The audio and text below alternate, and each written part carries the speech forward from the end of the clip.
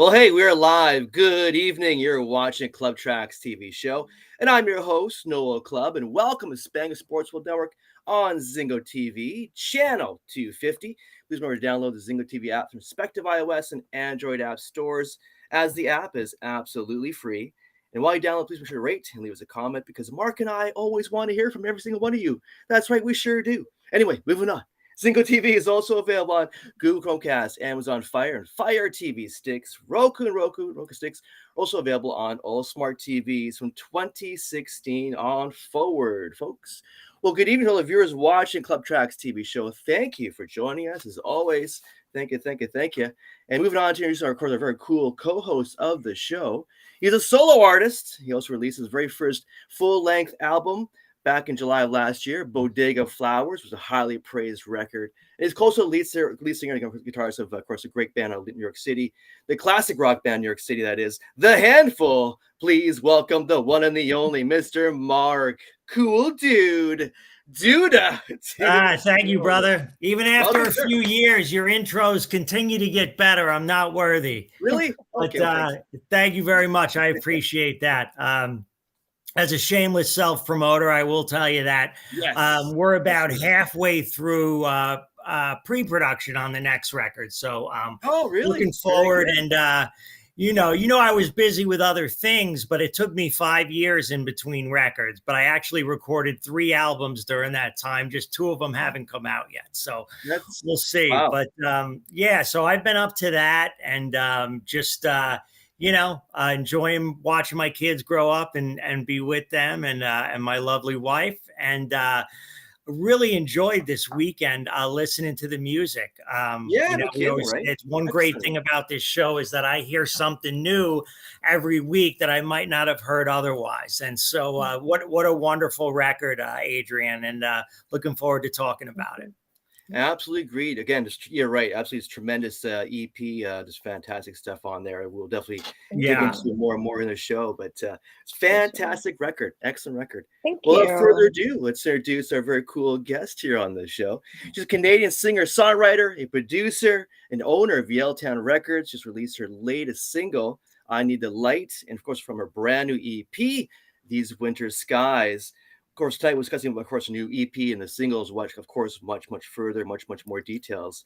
But anyway, without further ado, please welcome Adrienne Nye to the Clubb Tracks TV show. Thanks, guys. Awesome. So sweet. Thank you. So excited to be here to talk about music. Wow. What a fun part of the job, right? Yep. Exactly. Yeah. It's our highlight too for us.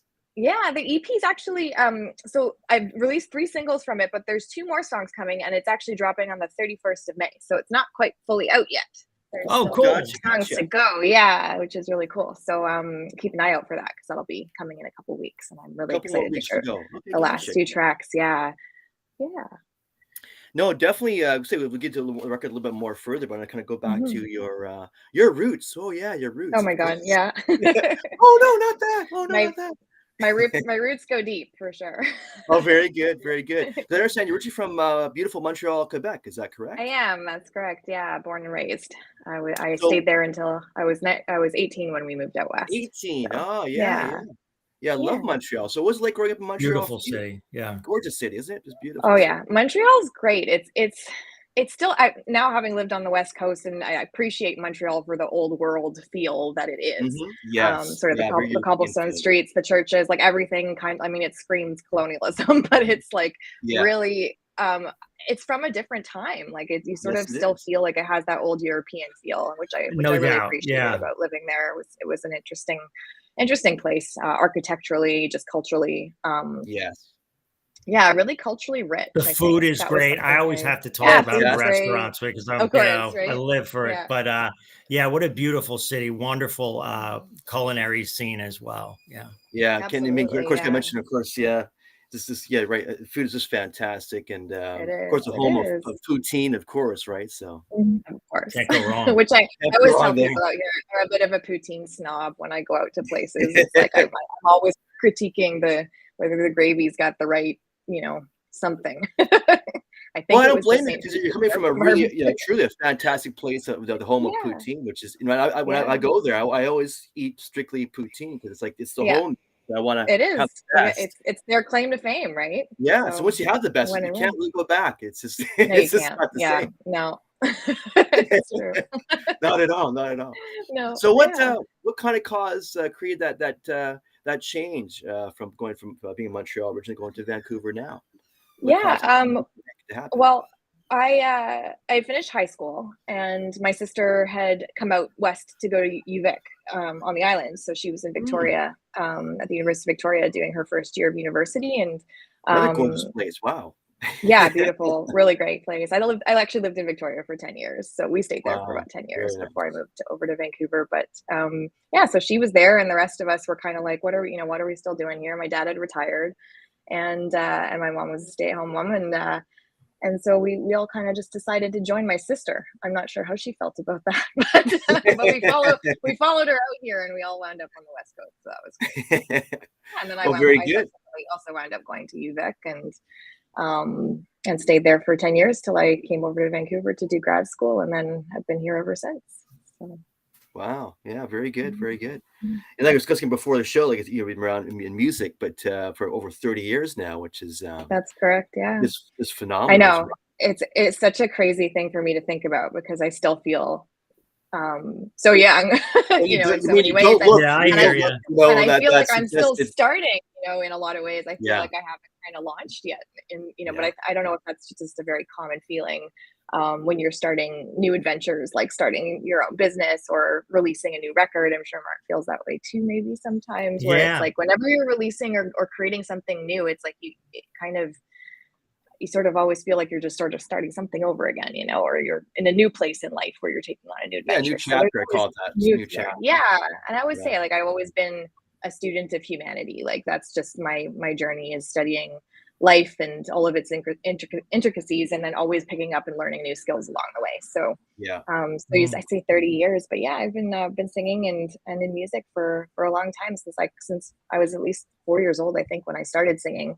My mom used to record operas off of PBS, and then Mm. I would go back Right. and play the tapes, in operas. But at 4, I guess I figured out how to rewind the VCR so that I could learn the songs. And so I would, I'd rewind it and then sing it and then rewind it again. And so I was learning all of these operas by heart by just the repetition of rewinding the VCR. And, mom would be in the kitchen cooking and she'd kind of poke her head out and be like, okay, she's singing the soprano solo Yeah, again. you've been immersed in the arts in general, right? Did I read Yeah. something about dance or ballet or something like that Yeah. in addition to the And opera? acting And That's correct. Yeah. and So acting as well. I got my first audition for a Broadway musical when I was 9. I auditioned for Les Mis, which had come to Montreal through Mervish Productions. They were testing out a new version or a new version of the French version of Les Mis in Montreal. Of course, that's the French part Right. of Right. Canada. And so yeah, they said, well, we'll do it, but we'll do it bilingual because it's Canada. So this was such a amazing opportunity to hire a fully bilingual cast, where Hmm. we got to do 5 shows a week in French and 3 in English. And so we were doing an wow. entire show in 2 languages. And so they had to find these young kids, 9, 10 years old, to play the roles of young Cosette, young Eponine, and Gavroche, which were the 3 kids in the show. But kids that were, versatile enough and bilingual enough to sing the show in English and French. And I think my dad had bought the CD somehow in the weeks leading up to this audition, and I had heard the show. I really liked the show. I read this, the storyline behind the Victor Hugo's book. And then my mom brought me the newspaper one day and was like, hey, they're looking for kids your age to audition for this show. And I said, Mm. let's do it. Why not? And so Yeah. No I kidding. still remember my audition song was Where Is Love from Oliver. And I wore a black jean skirt and a little white top and went in there. I was so nervous. There was thousands of kids, with their I bet. parents in the waiting room. And I went to this, and of course I came in and they're like, okay, well, do you have your sheet music for the pianist to accompany you? And my mom and I looked at each other and we were like, no, we don't know what that sheet music is. So off we went across town to Archambault, which was the big music store in Montreal at the time. My mom literally dropped me off, said, I'll go park, you go ask them where the music is. So I went in, 10 years old. Can you tell me where the sheet music is? As I pointed me to the sheet music, we got the sheet music, ran back to the audition. I did my first audition. I mean, talk about a chaotic environment and then add chaos on chaos. But I still like did a really good job, went in there, sang really well. And then they invited me back for a callback the week after and said, would you mind learning the song from the show? Which I did. And so I came back the week after, sang the song from the show. They said they really liked it. And then invited me back again for a third callback to learn the French version. So then off I went for the week, learned the French version, came back, did another callback, and then was invited back for a final callback in front of the producers. The writers of the show were there, Claude Michel Schoenberg, Alain Bubo, and Cameron McIntosh, and everybody. And it was, I mean, thinking back now, I'm like, okay, you know, that's crazy. Like, but no 9-year-old, you're just singing, you're having fun. You're not really like, you know, you're in the moment, nerves, you're in the moment, but you don't really know the magnitude of it, right? So, and then I got a phone call that night that there was going to be a press conference the next day, and that I was cast, or was going to be part of the Montreal cast. And so off I went for this brunch and press thing the next day, and that was it. And then we were into 6 weeks of rehearsals and 6 months of the performances, which were about 8 shows a week. So that was my intro.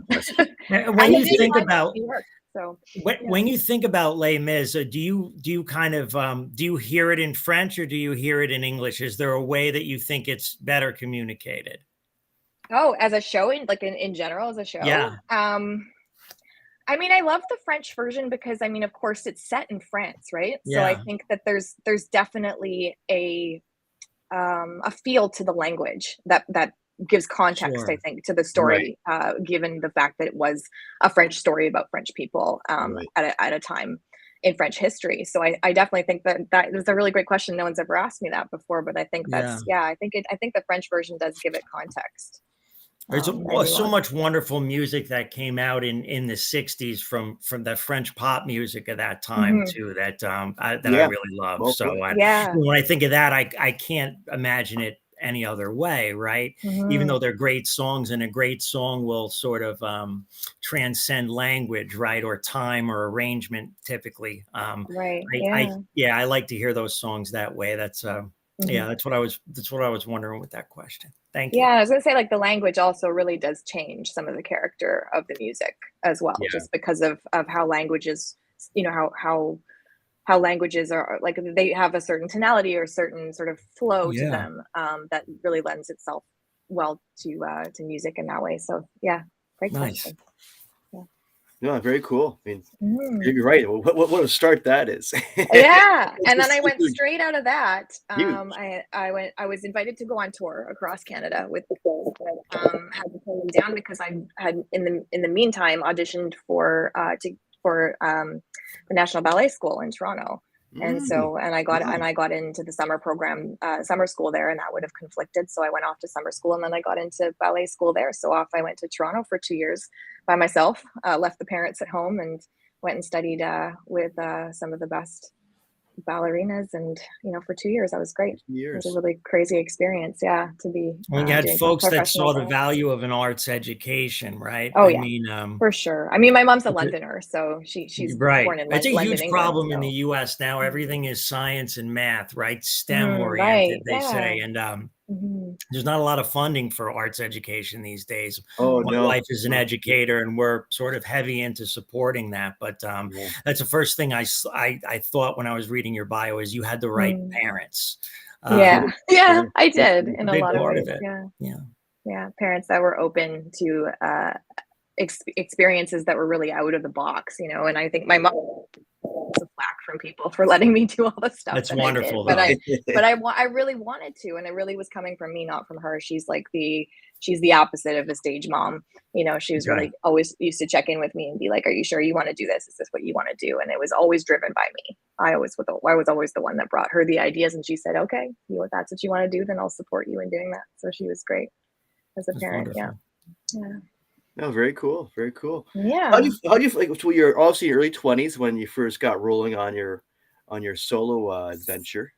Yeah, well, I continued on after that to a fine arts high school in Montreal. I went to FACE school. So they have an integrated academic program that has music and theater in addition to your core high school classes. And so I was able to continue on with doing arts through this school. It seemed like the right fit for me. And then towards the end of high school, we were kind of humming and hawing, and I was kind of craving a little bit more academically. So I moved over to a private school, Centennial Academy, where I got to work with Denny Christensen, who was a fantastic jazz musician. He was really big in the Montreal jazz scene, big band jazz scene. And so he was my band teacher. So I got to learn to play trumpet and got a really great musical education through him. And because I was still composing, and I was part of the treble choir for my fine arts high school. I stayed with that choir. It was a professional children's choir that got to perform with the Montreal Symphony Orchestra frequently. So I had that classical training, learning harmony, learning the value of harmony, of course, 4-part harmony in a choir. So I started to develop hone my ear for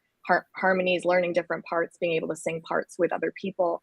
And then moved on to Centennial, where I got this amazing jazz education from this fantastic man who just also, he was a big band leader, a fantastic musician himself, but also happened to be a wonderful teacher and educator. And so I went on to have these final 2 years of high school with Denny, and he's the one that signed me up with SOCAN, because I'd written a 4-part mass for my choir. That was my first foray into composing when I was 14. Wrote this cool mass for my choir, and then it just kind of took off from there. And then I was really inspired by Sarah McLachlan and Tori Amos and Joni Mitchell at the time. Like, these were my, and I learned to play guitar while I was in ballet school. Actually, that's where I did take guitar lessons on the side while I was there, because I wanted to continue with music. So it's always just kind of been, this thing has been woven into my life over the years. And then when I got into my 20s, I kind of really started to dig into a little bit of songwriting, but then also wound up going to school in science, speaking of science and STEM. So I actually got my undergraduate degree in biology, and then went on to do a master's degree in plant science, and music was kind of still there. And then when I finished grad school, I really missed sort of theater and acting and stuff. And then I found myself in Vancouver. So I got a principal agent and went out and auditioned for films, and got to do a ton of workshops on acting.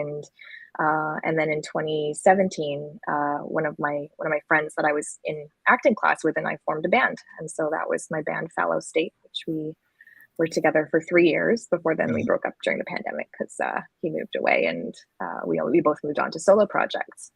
So that's kind of, How would you describe that band in terms of genre? We were like a folk Americana band. Okay. Yeah. Sort of very Civil Wars esque to voices, lots of harmonies. Okay. The band kind of feel in there too. Yeah. Well, actually, I hear your latest EP. I mean, I do kind of hear the Joni Mitchell going on and Sarah McLachlan going on. Lots of influences there. Yeah. No, I just love that. We'll get on that too. I was going to talk about this new record, this new EP, I should really say specifically. So how long has it been? You started writing this new EP, and it's done at home, or in a studio? How did it unfold? Yeah, so that's a great segue. So when I finished, after the pandemic, I sort of found myself in this place of not really knowing artistically like where I was going anymore, because my band had split up. I had lost my job, like a lot of people did. I got put on furlough and wound up getting laid off. And so I found myself with all this time to kind of go, like, where do I want to go from here as an artist? I turned 40 over the pandemic. I was like, oh my God, like here we are, like that halfway point where you're sort of like, it just sort of shifts things, and you go, okay, well, I start to think about like, what kind of legacy do I want to leave, or what kind of impact do I want to have as a person on this planet? And as an artist, and I've gotten as far as I've gotten, and sort of it gave me this huge question of like, where do I want to go next? What else do I have in me? And like I said, I've been a student, I'm a lifelong learner. So I said, all right, you know what, I'm going to go back to school. So I enrolled at Nimbus School of Recording and Media, and did their 1-year program in music production, recording and business. And so that album was written as part of my capstone project at school. Oh, really? And so because I had access to tons of instruments, tons of equipment, I was learning, 2 digital audio workstations, Ableton Live and Pro Tools. So I was learning all of the technical side, the engineering, really getting like my time in the studio, to play and explore. And, and I'd set up a little home studio. So I have a little closet studio with my microphone. So I could, create. And so suddenly I was finding myself experimenting and creating these backtracks and then singing with them. and then suddenly started to find like so much more in the way of sounds that I hadn't really created before, but it also just opened up a lot because I'm, I can play guitar. I'm not the best guitarist in the world, but I can play guitar.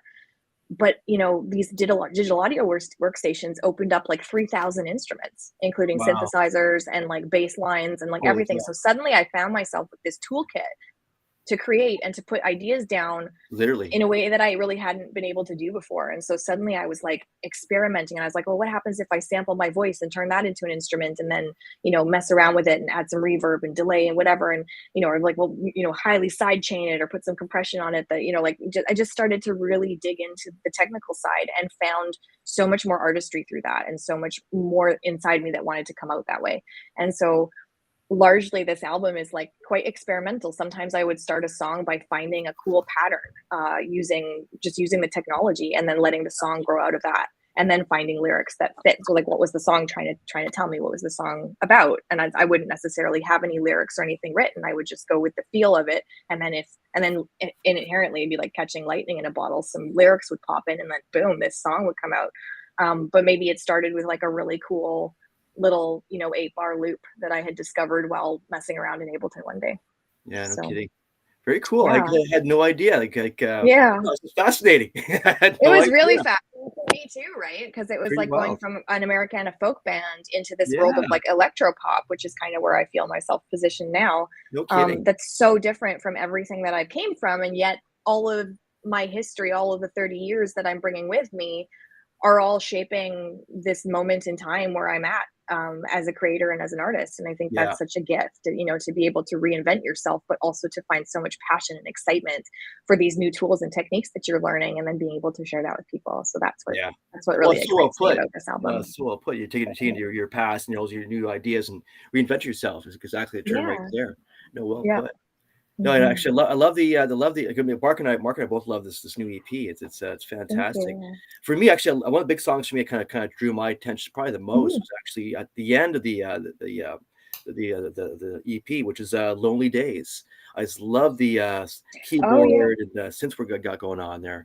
Yeah. About the song, about the song, how it unfolded and how it was kind of. So "Lonely Days" was actually a single. That one's not on this EP, but it was a single I released in 2021.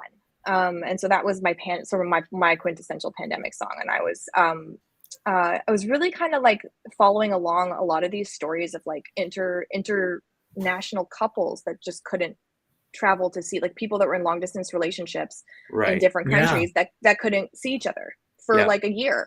Yeah. And that was crazy to me. And this whole like "love is essential" hashtag popped up, and it really started sitting with that idea of like, what would that be like if you were separated from someone that you love, your partner, your person that that you chosen, but just for whatever reason you had to work in different countries, or you weren't geographically located in the same space, and then being told by the world that that wasn't important enough, that wasn't essential enough for you to go and spend time with this person in a time where we really needed each other. We really needed the support of our people.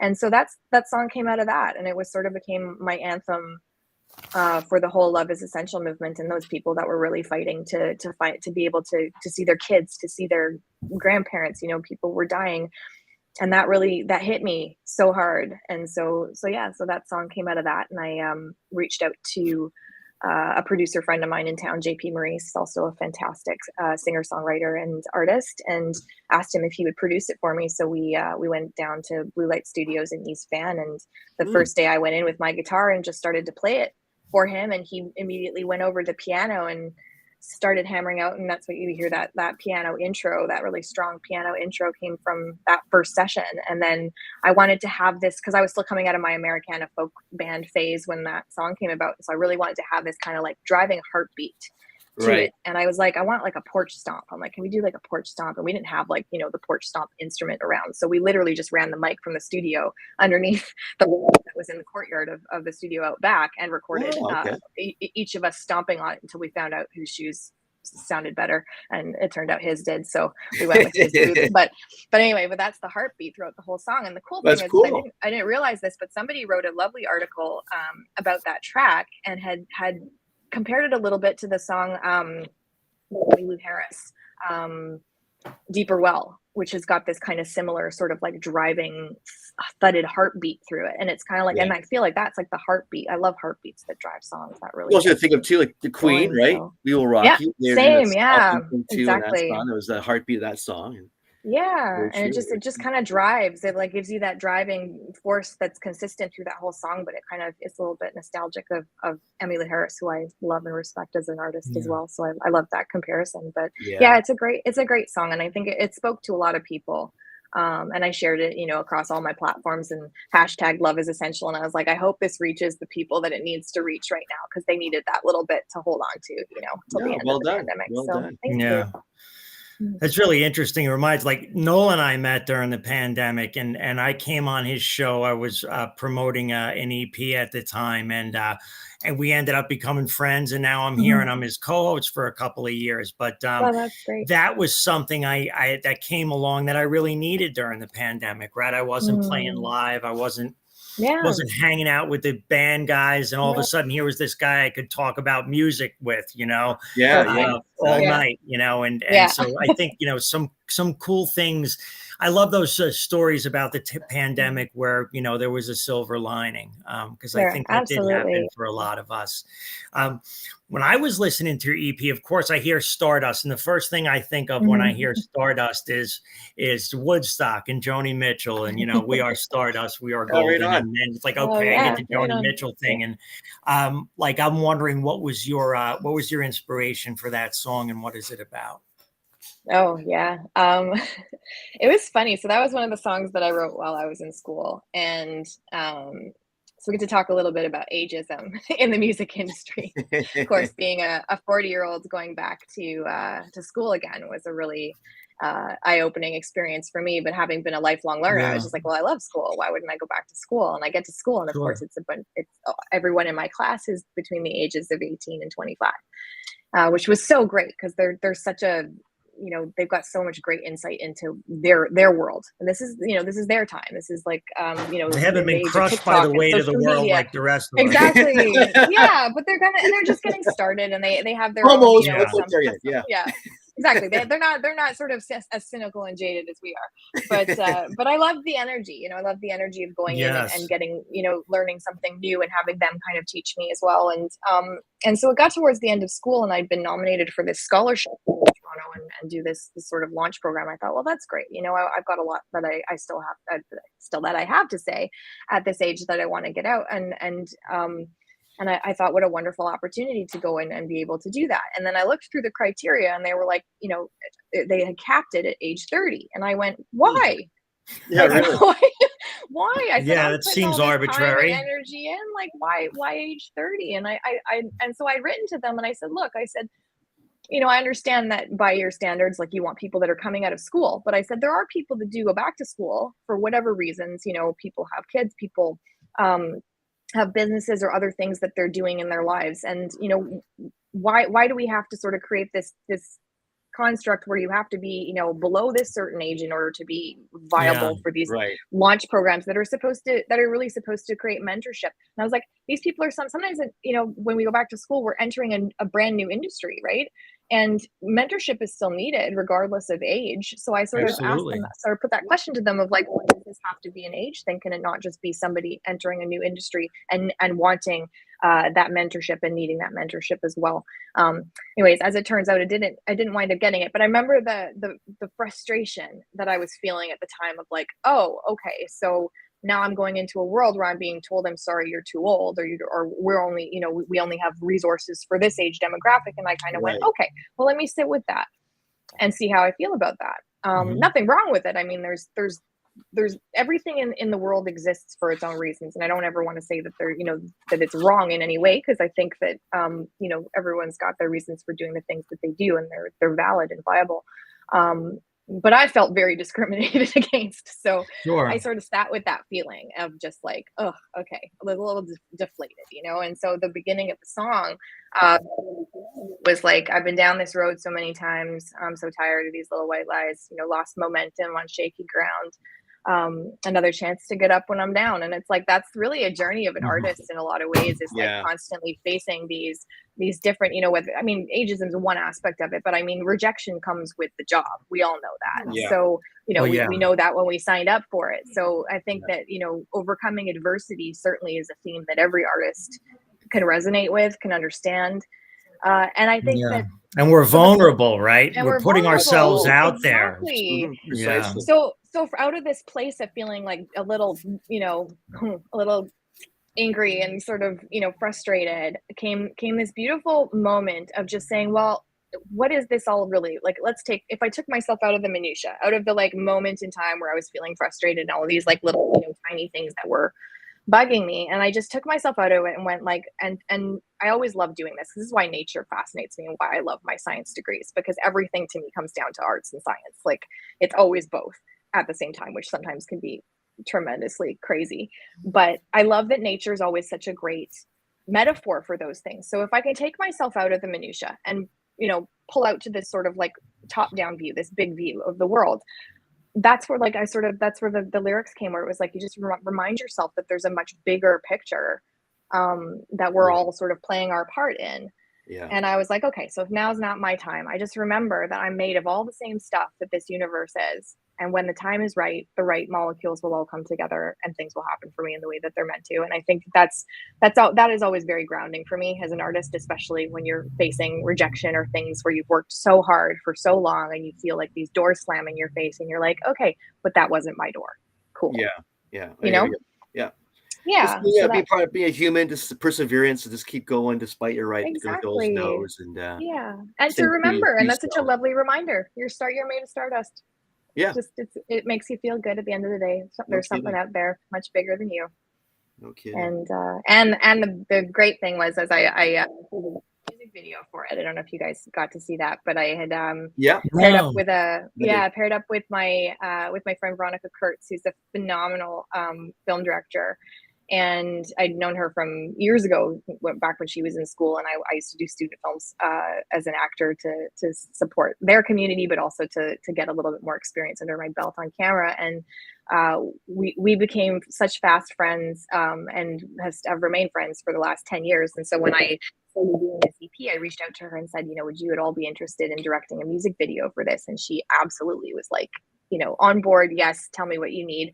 And I sent her the song, and she wrote back and sent me this beautiful treatment and idea of like, what if this was this story? Like, because I said to her, I was like, I mean, like, there's so many music videos where people are just singing. I was like, I want to do something more cinematic.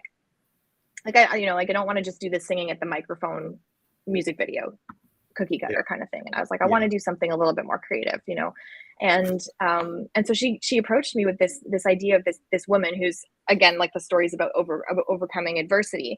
And so it was a story about a woman kind of climbing this mountain, and it was about really reconnecting with her inner child, with her innocence, and like you said, that part of you that's so vulnerable in this industry. And what if that music video was about that? It's sort of like she feels that, like, her inner child feels that bit of deflation and sort of gets down on herself. And then what if, like, the mature older you that has the more experience comes and takes her by the hand and is like, we're going to climb this mountain together. Yeah. And so that's where the music video came from. And I was trying to think, like, gosh, who are we going to cast as this mini me, and as it turns out, my niece, who's 8 years old, or is the same age almost that I was when I did Les Mis, and I said, why don't you come? And I checked in with my sister. I said, would this be okay? Can she come and be little me in this music video?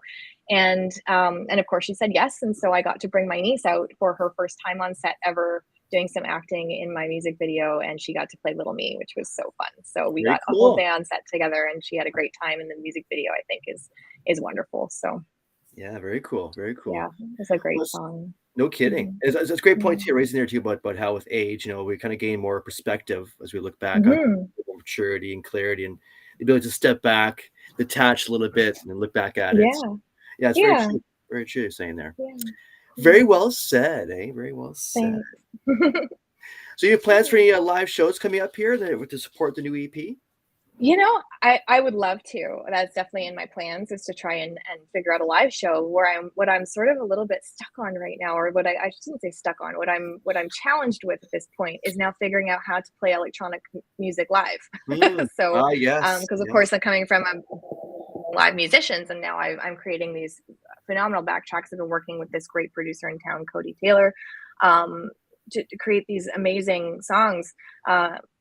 But I don't know how to do them live. And you say, the cinematic part of it, right? Like I think your music lends itself to visuals, no kidding. Whether it's light shows or something on a screen behind you. But I think there's lots of possibilities for that. If you just sort of take that cinematic approach to it, right? Because it's you, right? It's you and your voice, and you have a wonderful voice, but there is a notion of filling space when you're live, especially if you're doing electronic music and it's not so organic and folksy. Exactly. I can definitely see that. Your music in some ways also reminds me of Bernard Fraser's. He's been on the show a number of times, from Church of Trees, and he's an electronic artist, and always has wonderful singers as well. But cool little visuals that accompany it. I think there's lots of possibilities for you, and I maybe some of that's hidden in the way that we support each other as artists, like you're describing with your niece or with your friend from school or something else. My guess is somebody somewhere that'd probably be happy to work with you on that. Even like check out Nick David. He's kind of has that same kind of feel too, where artistic and very kind of visual show, electronic music. Yeah, him on stage and he's doing his thing and grabs your attention. So I probably that guy you could talk to too, is Nick Vivid. Yeah, I think there's lots of really interesting models out there. Like I often watch Lights, because I love Lights. She's also and her shows, she does like a hybrid kind of thing, where she's got like her backtrack going on, and then she usually has like a drummer, a bass player, and then plays guitar on stage, or synth sometimes. And so it can be like a mixture, where you've got your backtrack playing, but then you add elements of a band or live performance. And so I've got textures and dynamics, and you can really add things. For sure. And then we even explored the idea of doing some looping, or who knows? I think it's exciting when you think about the possibilities. Yeah, because like I said, it's just now it's something new to learn again. It's sort of a reinvigorating my live performance. So absolutely, yes, I would love to play live, and I'm figuring out how to do that right now. The next new challenge, eh? Yeah. We're always trying to sort of reintegrate or continuously weave our way into the plaid of the world, and it's never done as an artist. I love it. I just love what your approach here, where you're taking a big risk, after doing certain things a certain way for so long. So, I'm going to write a new chapter here and have a whole new approach. Yeah. I love that. Yeah. Actually, in a kind of funny way, it reminds me of Dave Grohl. We did when we left Nirvana, did the Foo Fighters' first record. Same kind of thing. Like he's a drummer, and then you say, "No, I'm trying to be a guitarist and a lead singer. I'm doing all the I'm playing the guitar, bass, drums. I'm doing the vocals, and I'm doing this. And why not? I think it's something that I always encourage young artists as well, is like, give yourself permission to reinvent yourself. I don't think we have to stick to one thing forever. I think that it's our right to kind of evolve and change. And I think that as artists, sometimes, especially at different levels, I know that I've had artists express to me that sometimes even the labels don't let them kind of go a different direction. It's sort of like they get into a niche and they get kind of stuck there. And I think that sort of stepping into a mentorship role as well, being owning my own label and speaking and mentoring speaking with and mentoring young artists or emerging artists. I often tell them, especially if you're starting out at the beginning, give yourself a chance. If you want to write a country song, write a country song. You want to write a pop song, write pop. If you want to write bluegrass, write bluegrass. You will learn something from each of those genres that will serve you in some capacity later. And at some point, if you want to change, and the really good songs transcend genre. The great songs, you can do them. They do. However, No, so true. Yeah, I actually do find from my own experience that you get a kind of uncomfortable zone. You kind of find a new path, which you take a big risk on, a big chance on. And I think with your case, this latest EP, it's definitely paid off. It's a fantastic EP. Thank you. Yeah, it was super fun. And like I said, I'm looking forward to seeing what I write next, because I really don't know what it's going to be. Anytime I sit down and open a digital audio workstation, I have no idea what's going to happen. I go in, I start listening to, or I'll put a synth together, or I'll drop a waveform in somewhere, and then I just go searching. It's like a little, like a little treasure hunt, you go searching for sounds. Absolutely. And then you take those sounds and then they kind of morph, and then you find something else, and then you're like, oh, what if I put this on it? Or you put a different plugin and then something else happens, and like you're constantly sitting there going, like, with my headphones on, and I'm just like, whoa, well, what was that? What did I do? What knob did I just turn that made that sound? And so it kind of just becomes like this really fun exploration. And you never really know what's going to happen. So I like that aspect. That's cool. Like as a songwriter, I always find, like, if I'm getting stuck, let me pick up a guitar I haven't played in a while, or let me try this on piano, or let me, just to get inspired in a different way. So I hear where you're coming from. I mean, you got into your process a little bit before, but I mean, is there typically a way that ideas come to you? Like, is it a vocal typically? Is it a riff or a melody? Is it a rhythm, or can it come from any of those places for you? It absolutely can come from any of those places. Historically, I would say I was quite lyric driven when I started my journey as a songwriter. I had all these ideas of like what I wanted to say, and it really came out more like a Leonard Cohen poetry style, where I then put some music to it. And your primary instrument's vocal, right? I mean, vocal, yeah. So that was sort of, I used to come up with the lyrics, and then I would try and put some chords together, and then find a melody to match the words and lyrics, which I felt was a bit of a clunky process in some ways. Nowadays, I tend to write soundscapes first. I tend to go and write the music first. I write a beat, or I find a vibe that I'm really liking, a feel, that it either expresses something that wants to come out in the moment, or like I said, I find a cool 8-bar loop of a synth, a synth arpeggiator combination that I really like, and then I sort of build a track around that.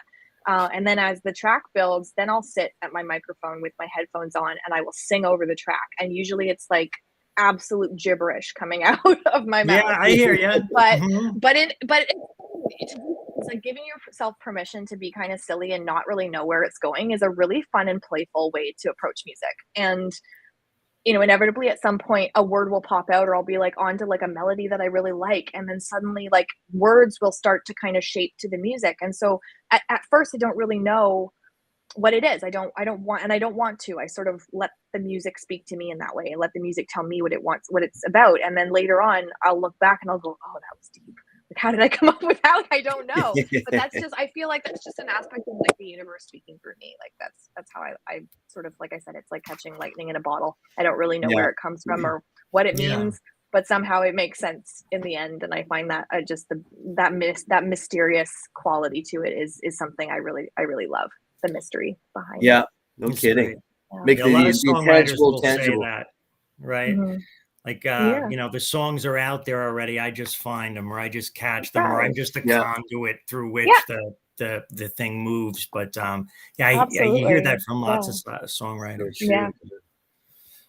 So true. So true.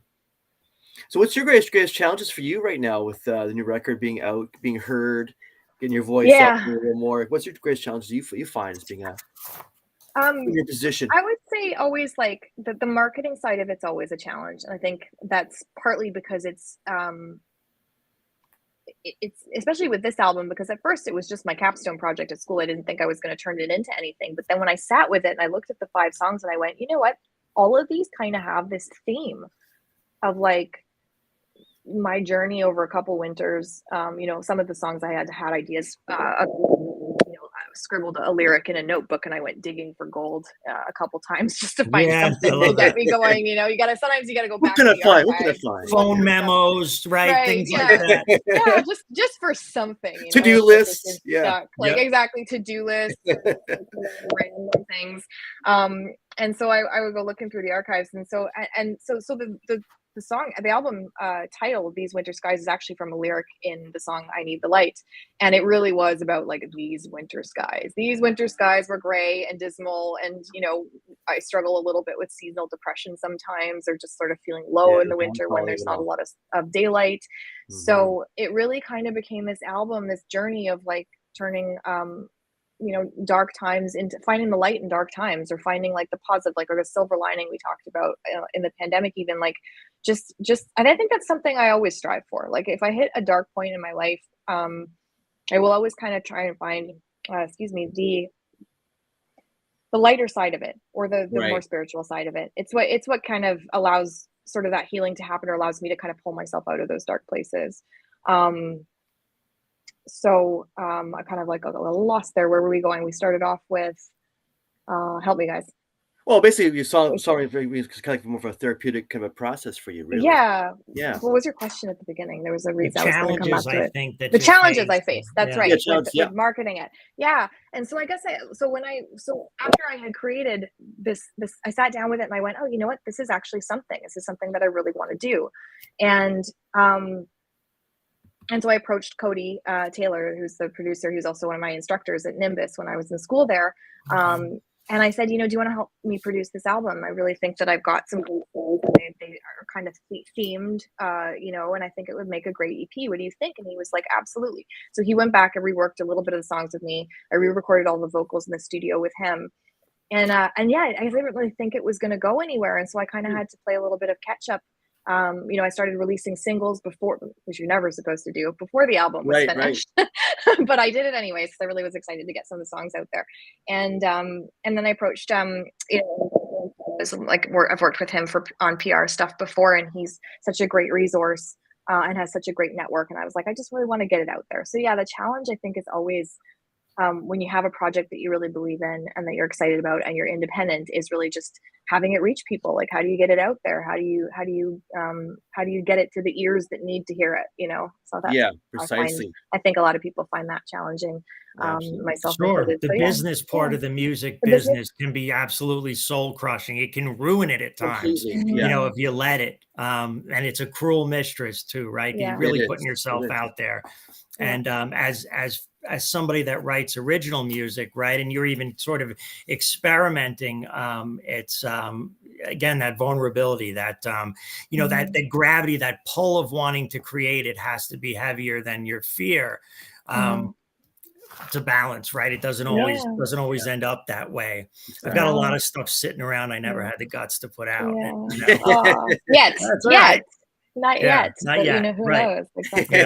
That's why I started the record label too. I needed to come up with a label name when I released that. Yaletown Records, and I couldn't believe it wasn't taken. It was such a shock to me that nobody had snagged that name. I live in Yaletown, so that's how it kind of came about. And I just wanted to dig in a little more into the business side. I wanted to learn more. There was more to learn there, and at first it was just I needed a record label to release my stuff under as an independent artist. And so I made one up, and then people started to, out of sort of the woodwork, people started coming to me, just through word of mouth and through the school that, that I had started to create this indie label. And so I now have 2 artists signed with me. Oh, wow. That are lovely emerging artists that I get to work on songwriting with them, and I realize, oh my god, I do have like 30 years now of experience to share. That's right. And I'm suddenly finding like my place to do it, and that was sort of, so Yaletown Records has kind of become this creative home for me, which I now get to share with others and to help guide and mentor others through this mysterious process of independently producing and marketing music. And so that's how that was my antidote to not knowing how to market myself, was create a label where now I have to learn that. So right. It sounds rewarding though, especially giving other folks an opportunity. Yeah, absolutely it is. Exactly. So it's a way of giving back as well. It is, and that was much needed at this point in my life. I think that was really a missing piece for me, was like, where do I put all this now? I've amassed all of this knowledge. Where do I put it? And this is a great way. And that's part of your legacy too, not just the creative work that you produce, but the impact you have on other folks, Absolutely. Yeah, and I think, like I said, having just a safe home to create and be and do without any of those external pressures telling you what you have to sound like or do, or that you have to be this one thing or whatever. I think I really want to guide my artists through a similar experience that I've had, which is just allowing yourself to be free to create, to be, and to reinvent yourself at any moment as the work requires of you. So it's wonderful. Yeah, it is so great. Well, I ask you before we go is kind of fast forward in time here, but how would you like to be remembered as an artist? If you could look back in time, how would you be remembered? I think I'd like the word courageous comes to mind, because I think it always takes courage to walk this path. as an artist. No kidding, right? Yes. You're being vulnerable again.